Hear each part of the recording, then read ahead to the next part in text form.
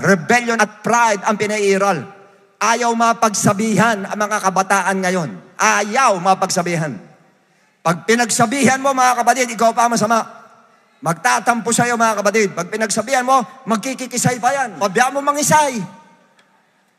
Kasi gano'n ang ginagawa ng ibang mga kabataan na lulukoy na nanay nila, aaluin na magulo. Hindi, anak, ano nangyari, anak? Ano nangyari? Huwag mong ganunin. Huwag kang umarte dyan, tumayo ka dyan. Ganunin nyo. Kasi lulukohin po kayo niyan.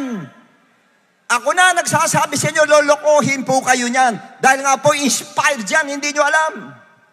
Minamanipulate po magulang ng mga bata ngayon. Sila nagmamanipulate sa mga bata po. Ayaw magpakorek, ayaw sasabihan, ikaw correct mo, ayaw. Feeling nila lagi silang tama. Mabilis ma-offend. Konting bagalan, tampo agad dyan mga kapatid. Layas. Independent without God. Yan ang gusto nila. Independent without God. Kanya ingat.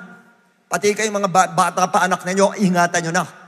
Listen to me, Gen Z and Gen Alpha. Pag ganyan ka, ibig sabihin under ka sa influence o under attack ka.